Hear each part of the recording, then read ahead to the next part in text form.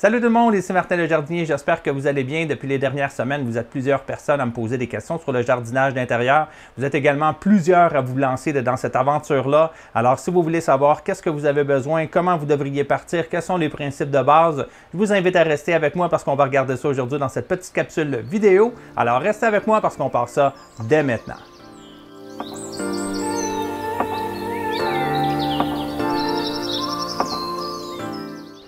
Alors, dans un premier temps, nous allons aborder le sujet de l'éclairage, qui est un point des plus importants lorsqu'on fait du jardinage d'intérieur. Depuis les années 90, on a eu toutes sortes d'évolutions au niveau de l'éclairage pour les plantes et pour faire du jardinage à l'intérieur. Au début des années 90, nous avions les lampes Metal Halide, les lampes au sodium et par la suite, on a eu les lampes LED qui sont apparues progressivement et qui sont en train de remplacer le marché des lampes au sodium et des lampes Metal Halide. Quoique ces lampes soient un petit peu moins performantes, ça reste quand même un excellent choix. Ce sont des lampes qui ne chauffent pas beaucoup, ce sont des lampes qui ne consomment vraiment pas beaucoup d'énergie et qui sont extrêmement pratiques. Donc, si vous avez besoin de vous acheter un éclairage horticole pour faire pousser n'importe quel type de plante à l'intérieur, je vous invite à vous enligner vers des lampes LED à haute intensité qui fonctionnent très bien. Si vous avez à la maison des tubes fluorescents ou autrement appelés des néons, vous pouvez toujours les utiliser. Ça fonctionne relativement bien pour tout ce qui est plante qui va mesurer moins de 12 pouces, 30 cm de haut. Évidemment, ce sont des lampes où est-ce qu'on est limité un petit peu sur ce qu'on voudrait faire pousser. Mais si vous voulez faire pousser, par exemple, la Red Robin, vous pouvez le faire avec des tubes fluorescents T8. Vous pouvez le faire également avec des tubes fluorescents T5, qui est une technologie un petit peu plus récente que la T8, qui est un petit peu plus performante. Donc, avec ces lampes-là, vous allez pouvoir faire pousser de la laitue, vous allez pouvoir faire pousser la tomate Red Robin, vous allez pouvoir faire pousser la majorité des fines herbes que vous aimeriez cultiver à l'intérieur sur une simple petite tablette. Donc, ça fonctionne très bien, c'est quand même très abordable. Et si vous avez à remplacer vos tubes, parce qu'on sait que les tubes fluorescents ont une certaine durée de vie, vous pouvez les remplacer par des tubes LED. Il faut faire attention, par contre, lorsque vient le temps d'acheter les tubes LED, il y a les types A, les types B et les types A plus B. Donc, ceux qui vont convenir à tous les types de branchements. Donc, on a des types de lampes qui vont devoir demander un bypass du ballast à l'intérieur de votre luminaire et d'autres qu'on n'aura pas besoin. Donc, moi, je vous invite à acheter des tubes qui sont compatibles avec les deux. Donc, vous n'aurez pas à faire de l'électricité et commencer à jouer avec le ballast à l'intérieur de votre luminaire. Si vous achetez ce type de lampe-là, vous avez seulement à enlever vos tubes fluorescents que vous avez et les remplacer par les tubes LED. Les tubes LED sont extrêmement performants, donc souvent vont nous donner plus de lumen que le tube fluorescent, puis va consommer 2 fois moins d'énergie et va également chauffer moins. C'est super important de commencer à regarder ça parce que oui, le coût de l'électricité va finir par augmenter éventuellement. Puis si on veut s'assurer d'avoir un bon rendement à l'intérieur et ne pas dépenser une grosse fortune en électricité. Les tubes LED sont parfaitement adaptés pour faire de la culture à l'intérieur. Ils s'en vendent différents modèles. Vous pouvez regarder sur les grands sites de vente en ligne. Vous pouvez regarder dans les boutiques horticoles ou encore les hydroshops qui sont près de chez vous. Vous allez obtenir à peu près tous les types de tubes que vous avez besoin. Alors voilà, j'espère que j'ai fait le tour un petit peu au niveau de l'éclairage. Peut-être que vous allez avoir d'autres questions là-dessus, puis ça se peut que je vous revienne dans une autre vidéo là-dessus, parce que c'est sûr qu'il y a beaucoup de questions, puis c'est difficile de faire le tour rapidement pour en faire une petite capsule. Donc, si vous avez d'autres questions en rapport à l'éclairage, n'hésitez pas à m'écrire dans les commentaires, puis il va me faire plaisir de vous répondre. Un autre aspect très important lorsqu'on fait du jardinage à l'intérieur, c'est la ventilation. À quoi sert la ventilation? Il y en a qui vont vous dire que ça va vous permettre de renforcer vos plants, de renforcer vos tiges pour que lorsque les plants vont aller à l'extérieur, mais à l'intérieur, il en est tout autre. La ventilation permet de faire un échange des gaz entre les feuilles des différents plants qu'on va cultiver. Alors, on sait que les plantes, durant le jour, consomment du CO2 et la nuit consomment de l'oxygène. Alors, c'est important d'avoir un échange des gaz entre les feuilles qui va permettre de s'assurer qu'on va avoir une croissance continue sur nos plants. La ventilation n'est vraiment pas à négliger. Donc, si vous voulez vous lancer dans le jardinage d'intérieur, vous allez également devoir prévoir vous acheter un ventilateur pour brasser l'air partout alentour de vos plants afin de vous assurer d'avoir une très bonne croissance, mais également des plants qui sont en santé. Ça permet également de chasser l'humidité, donc ça va limiter les maladies fongiques, ça va éviter la moisissure sur votre terreau, donc ça va vous éviter toutes sortes de problèmes. La ventilation est un point extrêmement important lorsqu'on fait du jardinage à l'intérieur. Un autre point qui est excessivement important, ce sont les engrais. Donc, à l'extérieur, on peut pratiquer la permaculture. On peut faire des buttes en accumulant notre gazon, en accumulant les feuilles mortes. On peut faire une certaine rotation, mais à l'intérieur, c'est très différent. On se doit de bien alimenter nos plants. Donc, les plantes, c'est comme les humains. Lorsqu'on est bien nourri, on est en santé. Lorsqu'on est mal nourri, bien, on a des problèmes de croissance, on a différentes maladies qui se développent. Et la plante, c'est exactement le même principe. Donc, moi, à l'intérieur, depuis cette année, j'utilise les engrais bioniques, mais j'ai également la gamme des produits Botanicare que j'apprécie et que j'utilise depuis plus de 15 ans et qui fonctionnent très bien. Ce sont des engrais liquides, c'est un gros avantage. Par contre, les engrais bioniques, eux, sont des engrais sous forme solide, c'est-à-dire sous forme de poudre, qu'on doit saupoudrer à l'intérieur de notre mélange du pot au moment de le préparer. Et c'est très important de bien respecter des posologies, donc il ne faut pas en mettre trop, il ne faut pas en mettre moins non plus, sinon vous risquez d'avoir des problèmes de croissance sur votre plant. Il est très important de s'en tenir aux recommandations du fabricant. Et ça, c'est applicable pour tous les types d'engrais, hein. Souvent, on a tendance à se dire, bon, on va mettre un petit peu plus d'engrais, notre plant va pousser beaucoup plus vite, mais en fait, ça peut faire l'effet contraire, donc ralentir la croissance de votre plante, ça peut même les brûler dans une certaine limite. Donc, très important de toujours respecter les posologies qui sont données par le fabricant. Alors voilà, c'est un petit résumé ultra rapide qu'on vient de faire là. On vient de parler de l'éclairage, on a parlé de la ventilation, on a parlé également des engrais. Évidemment, je ne rentre pas en profondeur dans le sujet, mais si ça vous intéresse, je pourrais toujours faire une autre capsule là-dessus. Vous êtes également plusieurs à vouloir voir de quoi ont l'air mes différentes installations ici, parce que j'en ai quand même plusieurs. Deux nouvelles, donc celle qui se trouve ici juste en arrière de moi, qui est un étagère où est-ce que j'ai mis 2 étages de tubes. J'ai un étage où est-ce que j'avais des tubes fluorescents que j'ai remplacés dernièrement par des tubes LED pour réduire ma consommation d'énergie. Et je vais également faire la même chose là, pour l'autre étage que j'ai dessus. Donc, c'est un avantage, ces belles étagères-là qu'on peut trouver chez Costco, qu'on peut trouver chez Canadian Tire. C'est pas donné, je comprends. Par contre, ça reste un investissement sur du long terme. Donc, le gros avantage d'une étagère comme celle-ci, c'est l'espace, évidemment.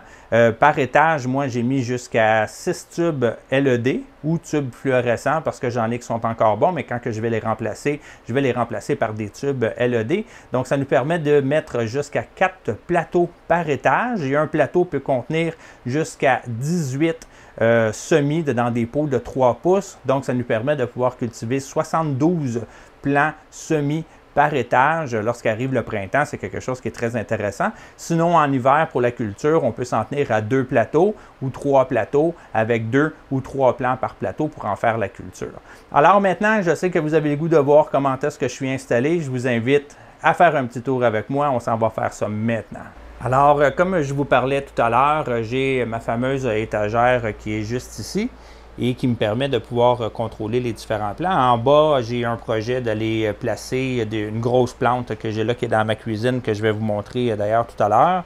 Et là, ici, j'ai parti quelques semis. Je ne sais pas si on les voit, là, je pense pas. Mais bref, juste ici, j'ai parti déjà quelques semis pour mon jardinage d'intérieur que j'ai commencé la semaine passée. Vous voyez mon système de ventilation qui est là. J'ai un petit thermomètre qui me permet de connaître la température et l'humidité qui se trouve dans les alentours de mes plants. Sinon, de l'autre côté, ici, j'ai une tente horticole. C'est nouveau de cette année, ça aussi, que je me suis acheté. Donc, dans cette tente-là, j'ai des projets de faire pousser des plantes un petit peu plus grosses. C'est d'ailleurs la raison pour laquelle j'ai acheté une lampe un petit peu plus puissante. Donc, les plants sont placés sur une petite étagère. J'ai un système d'humidification pour humidifier l'air au besoin si ça devient trop sec. J'ai également des plants de radis qui sont en train de pousser présentement et j'ai des plants de concombres. Et pour ceux qui ont suivi mes tests durant l'été sur les engrais Botanicare et Bionic, les plants là, sont encore là, continuent de me fournir et on voit là, que les plants avec Bionic sont un petit peu plus beaux que les plants qui ont été cultivés avec Botanicare. Mais il faut dire que ça fait déjà là, plus d'1 mois que j'ai donné absolument aucun engrais. Donc ça fonctionne très bien. J'ai un ventilateur qui se trouve juste en haut, qui est juste ici. Voilà. Ensuite de ça, j'ai également un petit appareil de la compagnie Hingbird qui me permet de contrôler l'humidité à l'intérieur de la tente. Donc, il me permet en fait de rajouter de l'humidité qui est reliée directement à mon humidificateur qui est au sol. Donc, il est juste ici. Voilà. Et sinon, j'ai un système d'extraction d'air AC Infinity qui est juste en haut, qui me permet d'extraire l'air à l'intérieur de la tente lorsque ça devient trop humide ou que ça devient trop chaud. Puis, j'ai également un filtre au charbon ici qui me permet d'extraire les odeurs sur les engrais biologiques que je pourrais utiliser ou les engrais organiques. Jusqu'à date, ce que j'utilise, ça ne sent pas assez, donc le filtre est plus ou moins utile. Puis, je vais vous dire, bien franchement, vous pouvez vous passer de ça. Ça va vous permettre d'avoir un extracteur qui va être beaucoup plus efficace. Puis, évidemment, j'ai un petit ordinateur de bord qui me permet de contrôler l'humidité et la température également dans la tente. Donc, lorsque la chaleur devient trop élevée, bien à ce moment-là, l'extracteur démarre pour faire entrer de l'air frais à l'intérieur. Et même chose, si ça devient trop humide, l'extracteur va démarrer pour extraire l'humidité de la tente et régulariser la température à l'intérieur de celle-ci. Donc, c'est facultatif, mais je vous invite quand même, si vous avez le goût de vous acheter une tente, faites-le, ça en vaut vraiment la peine. Puis en termes de prix, c'est quand même abordable, mais je vous le dis, la tente horticole, c'est quand même facultatif. Là. Vous pouvez faire des installations à la maison qui vont vous coûter beaucoup moins cher que de vous acheter une tente horticole, mais si vous avez les moyens, allez-y, ça fonctionne très bien. Sinon, les autres setups se trouvent dans ma cuisine, on va aller voir ça maintenant. Donc ça, c'est mon setup le plus vieux que j'ai dans la cuisine, dans lequel là, je suis en train de faire pousser des semis là aussi, puis faire de la germination. J'aime beaucoup utiliser cette tablette-là, faire pousser mes fines herbes à l'intérieur. Lorsque je fais à manger, c'est beaucoup plus facile de venir les récupérer. Ça fait beau, ça apporte de la luminosité également à l'intérieur. Ça permet de faire de la luminothérapie durant les journées sombres de l'hiver. Donc, c'est super intéressant. Pour la germination, j'ai des tapis qui se trouvent sous mes plateaux et qui sont contrôlés à partir d'un thermostat Hydrofarm que j'ai ici qui permet de maintenir la température à 28 degrés pour faciliter la germination. Donc ici, j'ai 4 luminaires qui ont 2 tubes chacun, des luminaires bien ordinaires, là, dans lesquels j'avais des tubes fluorescents, mais qui, évidemment, j'ai remplacé par des tubes LED avec le temps. Un petit peu plus bas, pour l'instant, j'ai une Echevarria Topsy-Turvy qui est en train de pousser. Mais bon, ici, j'ai une lampe Marsidro TS1000 qui est juste ici. Là. Je ne sais pas si on voit bien avec l'éclairage parce qu'il y a quand même beaucoup de lumière ici. Et en dessous de cette plante-là, j'ai un système hydroponique qui va me permettre de cultiver cet hiver. Et ma Echevarria ici va aller dans la chambre là, que je vous ai montré là, tout à l'heure, dans l'armoire. C'est la raison pour laquelle j'avais gardé une hauteur des tablettes un petit peu plus haute vers le bas pour justement pouvoir placer cette plante-là. Et sinon, juste ici, j'ai mon setup avec mes TS600. Donc, j'en ai 2 que j'ai branchés ensemble. Actuellement, évidemment, l'espace n'est pas... Ouf! Ouais. Donc, ça éclaire vraiment fort, là. Bon, j'ai cet éclairage-là qui est là, que je n'utilise pas encore, mais qui va m'être très pratique dans les prochains jours, voire les prochaines semaines. Donc, c'est super simple comme espace. J'ai fait ça avec des Coroplace sur ma table de cuisine. Les Coroplace, c'est le temps d'en profiter. Là, si vous en voulez, c'est la fin des élections provinciales ici au Québec. Peut-être que vous pouvez aller au bureau de votre député et lui demander de récupérer des pancartes électorales. Vous avez juste à placer du papier Mylar par-dessus pour avoir un intérieur qui est réfléchissant, qui va vous permettre de faire réfléchir votre lumière un petit peu partout. Donc, de la ventilation également là. Un petit peu plus en bas, j'ai un déshumidificateur qui est extrêmement pratique dans les cas où est-ce que vous auriez beaucoup de plantes. Donc, lorsqu'on a beaucoup de plantes à l'intérieur, évidemment, ça fait grimper l'humidité. Donc, si vous voulez éviter d'avoir des problèmes d'humidité et maintenir l'humidité à 45-50% dans votre demeure, un déshumidificateur peut être extrêmement pratique, mais encore là, ça va dépendre de votre mode de chauffage, comme par exemple, les gens qui se chauffent avec un foyer n'auront pas nécessairement besoin d'un déshumidificateur. On retourne dans ma chambre de culture, donc je voulais juste vous montrer que c'est exactement les mêmes luminaires que j'ai dans ma cuisine, donc c'est pour accueillir des tubes fluorescents. Comme je vous ai expliqué, sur un étage, je les ai remplacés par des tubes LED et sur l'étage du bas, bien c'est encore là, des tubes fluorescents qui sont là. Et c'est juste ici là, que va venir ma Echevarria Topsy-Turvy que je vous ai montré tout à l'heure dans ma cuisine afin que je puisse utiliser mon système hydroponique. Alors voilà, j'espère que vous avez apprécié cette petite vidéo-là.